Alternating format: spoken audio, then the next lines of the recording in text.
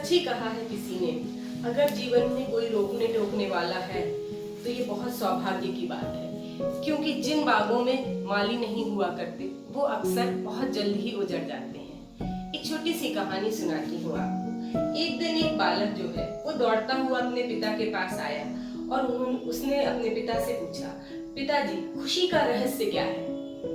पिताजी को बड़ा आश्चर्य हुआ कि इतना छोटा सा बच्चा इतना बड़ा प्रश्न पूछ रहा है, लेकिन वो बड़े खुश हुए। उन्होंने कहा, बेटा बड़ी कम उम्र में तुमने बड़ा अच्छा सवाल किया है, लेकिन इस प्रश्न का जवाब तुम्हें मैं नहीं दे सकता, क्योंकि ये बहुत कठिन प्रश्न है। इस प्रश्न के जवाब के लिए तुम्हें वो दूर पहाड़ी दिखाई पड़ रही है, उस पे जाना पड़ेगा। उस पे एक बहुत बुद्धिमान आदमी रहता है और वह तुम्हें बताएंगे कि खुशी का रहस्य क्या है। बच्चे की भी खुशी का ठिकाना ना रहा। उसने अगले ही दिन माँ से खाना बनवाया, सब पैक किया और चल दिया उस दिशा में। धीमे धीमे वो 1-2 दिन में उस पहाड़ी पर पहुंच गया। वो वहां पहुंचा तो उसने देखा एक बहुत सुंदर महल था और अंदर बहुत सारे लोग बैठे थे और एक व्यक्ति सबकी बातों का बड़े अच्छे से जवाब दे रहा था। वो भी पीछे बैठ गया और अपनी बारी का इंतजार करने लगा।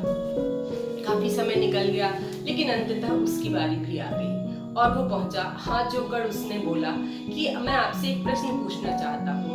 उन्होंने कहा, बोलो बेटा, बड़ी कम उम्र में तुम्हारे मन में जिज्ञासा जागी है, क्या प्रश्न है? उसने कहा, मेरा एक ही प्रश्न है, खुशी का रहस्य क्या है? उन्होंने कहा, इतनी कम उम्र में इतना बड़ा प्रश्न, लेकिन मैं तुम्हें बताता हूँ। बोला, हाँ।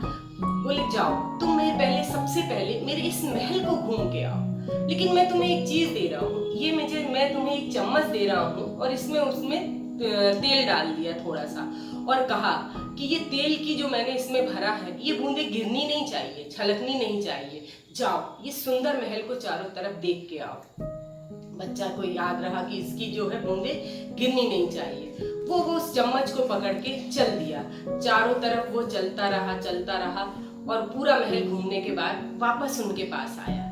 वापस आने के बाद वो बोला कि मैंने सारा महल देख लिया। उन्होंने कहा, अब बताओ इस महल में कितनी सुंदरता है, कितने सुंदर बाग हैं, कितनी सुंदर पेंटिंग्स लगी हैं, कितना अच्छा खाना बन रहा है, सब कुछ कितना अच्छा है। बालक बड़ा निराश बैठा था, वो कोई जवाब न दे पाया। उन्होंने कहा, क्यों, तुमने ये सारी चीजें नहीं देखी?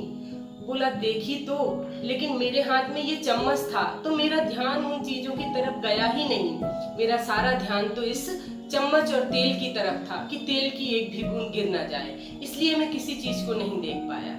उन्होंने कहा, अच्छा चलो ठीक है, अब तुम दोबारा जाओ, निश्चिंत होके जाओ, कोई बात नहीं। और वो फिर से उस चम्मच को लेके, तेल वाले चम्मच को निकल पड़ा और इस बार उसने चम्मच की तरफ ध्यान नहीं दिया, चारों तरफ देखा और देख के वो इतना खुश हुआ। कितने सुंदर पेड़ पौधे, खाना भी कितना स्वादिष्ट हो रहा था, एक से एक नक्काशी वाली चीजें, कितनी सुंदर पेंटिंग, एंटीक पीस। लौट के आया और बोला कि आपके पास तो सब कुछ है, आप कितने खुश नसीब हैं, आपके पास तो सारी खुशी है। उन्होंने हंसकर कहा, अब तुमने देखा। बोली, लेकिन अब मैं तुम्हें बताता हूँ खुशी क्या है। जो व्यक्ति, लेकिन अब तुम ये बताओ तुम्हारे चम्मच में तेल कितना बचा? जैसे ही बच्चे का ध्यान चम्मच की तरफ गया, तेल तो उसमें था ही नहीं, गिर गया। फिर से उसको मन दुखी हो गया। उन्होंने कहा, इस जीवन में जो व्यक्ति इन दोनों में तालमेल बैठा लेता है, यही जीवन की सच्ची खुशी है। सच है, वो तेल जो था वो हमारे बेसिक्स थे कि हम अपने बेसिक्स को कभी ना भूलें। जीवन में सब कुछ प्राप्त करने के बाद भी अगर हम उनसे जुड़े रहते हैं तो हमारे जीवन में बहुत सारी खुशियां हैं। हम कितने ही बड़े इंसान बन जाएं, लेकिन अगर हम अपने जमीन से जुड़े हुए हैं, लोगों से जुड़े हुए हैं, तो खुशियां हैं। और अगर हम सिर्फ आगे ना बढ़े, इन्हीं चीजों में उलझे रहें, तो भी खुशी नहीं है। मतलब हमें जीवन में एक तालमेल बैठा के चलना है, ताकि हमारे पास सब कुछ होने के बावजूद भी वो लोग भी रहें जिनके साथ हमें खुशियां व्यतीत करना है। और यही तालमेल हमारे जीवन का रहस्य है। फिर मिलेंगे एक नई सोच, एक नई कहानी, नई पहल के साथ। मैं नीलम।